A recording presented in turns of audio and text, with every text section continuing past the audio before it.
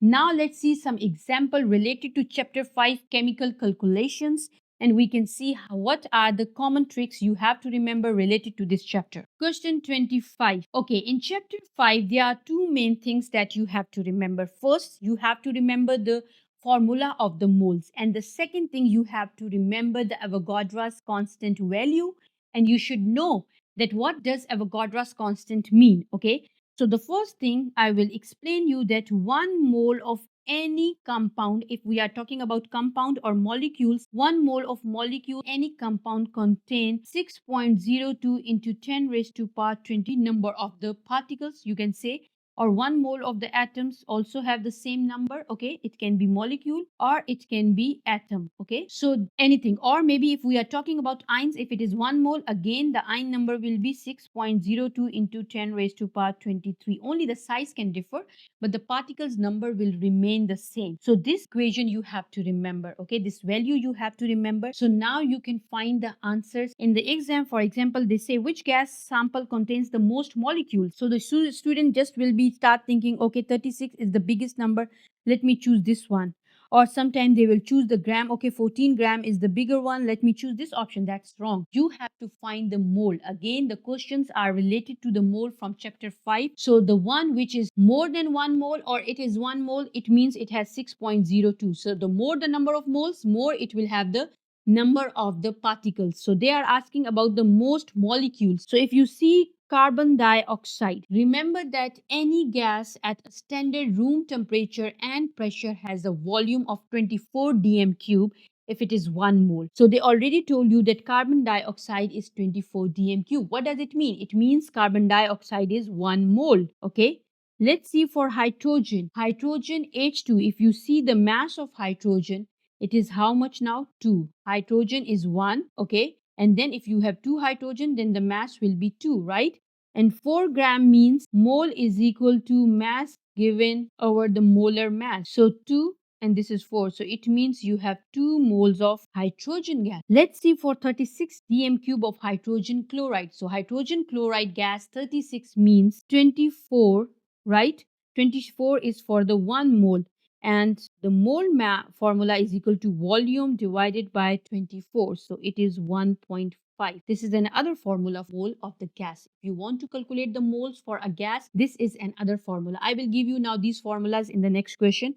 So it means this is 1.5 mole. And let's see for the nitrogen. Nitrogen has a mass of 14 gram, but N2 means it should have a mass of 28 gram. So 14 divided by 28, the given mass divided by the molar mass, what you will get? You will just get 0.5. So this one is 0.5 moles. Which one is the biggest number? 2 moles. So it means hydrogen option is the right option because it has 2 moles. So it means it will have double the number of this 6.02. This one has 6.02. This one have more than 6.02, but this is now double of the 6.02. Okay, so 1.24 almost. So that's why B option is the right option. More the number of moles, then the more the number of the molecule will be present in that compound or in that element. Okay, so option B is the right. Let's see another example related to this question. Which sample does not contain a number of atoms equal to Avogadro's constant? First of all, you must know what is the value of Avogadro's constant. That is 6.02 into 10 raised to power 23.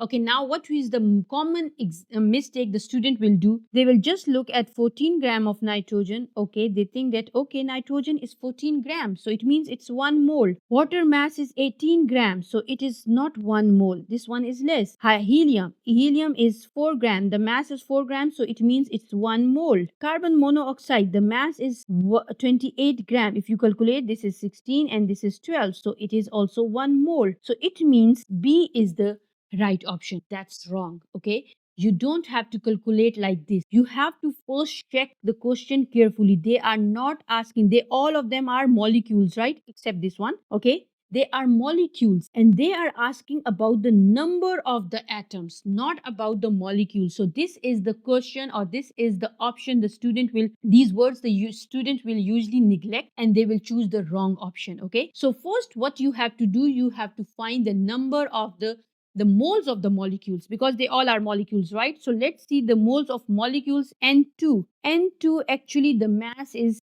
14 into 2. Why? Because nitrogen has a mass of 14. So the molecule mass is now 28 gram. Let's see now the formula for mole. Mole is equal to mass given our molar mass. So what is the mass given? It is 14 gram and molar mass is 28. So what is the answer now? 0.5. 0.5 moles of N2 we have now here. Okay, this is the molecule, but we have to find the atoms. How we can find atoms? We can just look in this question and we can see N2. N2 has how many atoms? 2 atoms. Nitrogen, 2 nitrogen atoms. So we can just multiply with this one and you will see you will have 1 mole of atoms now. Right now it is converted into atoms. We have 0.5 mole of molecules of nitrogen, but we have atoms are 1 mole. So 1 mole is same like Avogadro's constant. So this option has been rejected. Now let's see for water. Water, if you see, water mass is 6 gram and then the molar mass is actually 18 grams. So the answer is 0.33. Okay. So water has 0.33 moles of molecules, not atom. Okay. Now let's see how many atoms it have.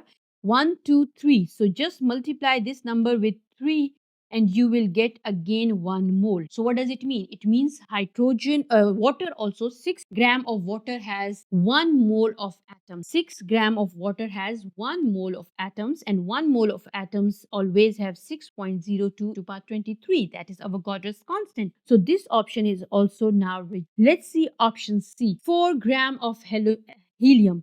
If you see the molar mass of helium, it is 4 gram. Okay. And it is already given, the mass given is also 4 grams. So this is also 1 mole. It means that helium is also equal to Avogadro's constant. So now we are just left with option D and that is the right option. Why? Let's see, because the mass of carbon monoxide is 28 and the given mass is also 28. So carbon monoxide moles are how much? 28 over 28 is 1 mole. 1 of mole of molecules it contains.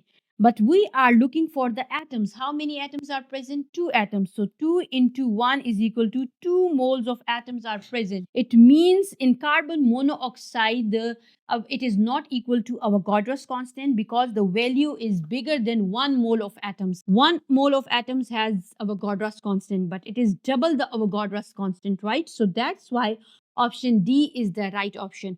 I hope this point is clear to you. Whenever you are looking at Avogadro's constant, first of all, you have to find the number of moles. And second, then you have to read the question carefully. Either they are asking about atoms or they are asking about molecule. Okay. In the previous question, they were asking about molecules. That's why I did not change it to atoms. But here they are asking about atoms. Okay. So you have to change the molecules into atoms if they ask you about the atoms. Okay. So that's why option D is the right option. So these are some of the common mistakes the students usually do related to Avogadro's constant or the number of the particles present in a compound or in an element if the question is related to like these type of questions. So now let's see about other questions that are from chapter 5 and the student usually get confused at which formula they have to use. Remember that there are only 3 formulas that are the most common formulas from chapter 5 and your all answer will be just related to those formulas. You will have to use just those 3 formulas and you can easily get your answer. The first formula is mole is equal to given mass over molar mass. Okay, what you need, you just need given mass or maybe moles. Okay, because molar mass you can easily calculate from periodic table. You don't need this one. So you just need one of this information and you can easily calculate the other information. And usually this one we use for solid information. In for example, in the question, if they give you any information related in grams, then you have to use this formula. Okay. Now let's see a second formula. That is also the formula of mole. Mole is equal to concentration into volume. This formula is usually used for the solutions if you have solutions or liquids. Okay. The third formula is for the gases. Mole is equal to volume over 24 dm cube. Okay. And your volume and concentration should also be in dm cube. If the a question is not giving you the information in dm cube, you have to convert it. Okay, mostly they give in centimeter cube, and then you have to convert it by dividing with 1000. So your answer will be in dm cube. So these are the three main formulas that you will be using in all the questions. So you have to remember these formulas, and when you went for the exam, just write these formulas with the pencil on your paper, and at the end you can remove it. Okay, because only these three formulas will be repeated in all the questions related to chapter 5. Now let's see this question. Which sample of magnesium chloride MgCl2 contain the same number of moles as of 69.6 gram of potassium sulfate K2SO4? So it means the information is given in the form of grams, and you have to find the number of moles. So which formula we are going to use? Of course, the first formula, because the information is given in grams and we have to find the moles. So what will be the moles of the which moles we have to find? Which sample of magnesium chloride contain the same number of moles? So it means we have to find the moles of MgCl2, right? And the given mass is, we don't know the given mass also, right? And then we have to find also the molar mass, right? So molar mass we can easily calculate from the periodic table, but we don't know these two options, right? So first you can find the molar mass of the MgCl2, and that is 95 gram, right? So this is 95 gram per mole. So we have to find what? We have to find the mass. Mass we have to find. So what we should have? We should have the mole. Let's now calculate the mole. How we can calculate the mole? Let's see the other information which we already have. We already have the mass of potassium sulfate, okay? Potassium sulfate mass is already given, so we will use this formula again. So mole of K2SO4 is equal to given mass, which is 69.6 gram, and divided by the molar mass of potassium sulfate. And what is the molar mass? You can calculate from the periodic table. It will be 174. So what will be the answer? 0.4 mole. And they use the word same, contain the same number of moles. It means the number of moles of K2SO4 and MgCl2 will be equal. So you can also put this value over here now because they both are equal, right? So 0.4 is equal to how much the mass? Just multiply this one here now, 0.4 into 95, you will get the given mass, okay? So given mass will be how much now? 38 grams. So this is how you just calculate. You are just using one of the formulas of the moles and you have easily get your answer. So this is the option. Which option is right now? Option C is the correct option. Let's see another question. That is, will also use the same formula of the moles, okay? But you have to read the question again carefully. What is the concentration? So now the question is related to concentration. You have to find the formula. You have to now decide which formula we can use. So I already gave you the formula, the second formula, that is mole is equal to concentration into volume. It means we are going to use this formula because we have to find the concentration, right? So what is the concentration of a solution that contains 25 gram of NaOH in 500 centimeter cube of water? So centimeter cube means it's the volume. So we are already given. First, we have to change it into dm cube. 500 over 1000. How much we will get? 0.5 dm cube, right? So now we have to find the concentration, but we don't know the number of moles, right? How we can find now the number of moles? Do we have any other information? Yes, we have the information of NaOH, that is 25. Yeah, it means which formula now we have to use for the mole? The first formula, that is mole is equal to given mass over molar mass. Okay, so given mass already is 25 gram. And what about the molar mass? If you calculate the molar mass of NaOH, Na is 23, O is how much? 16. And then H is 1. So how much? 40. So what will be the number of moles? It is 0.625, right? Now I can use this value over here. So 0.625 moles, how I can get? What will be the concentration? Just divide this value now here, 0.5.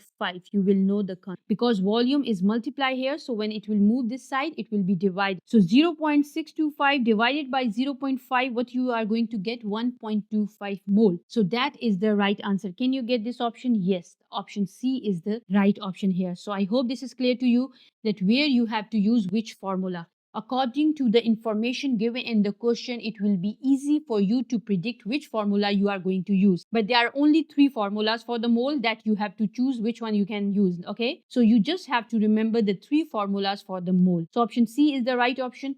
Now let's see another example. What is the volume of 14.5 gram of gaseous butane? So see, they're asking about now the gaseous one, because we have 2 formulas that contain volume. The second formula of the mole is concentration into volume, right? And the third formula is mole is equal to volume over 24 dm cube. So both have the word volume in them, right? But you have to decide which one we have to use now. Because they are talking about gaseous butane, it means we have to use this formula.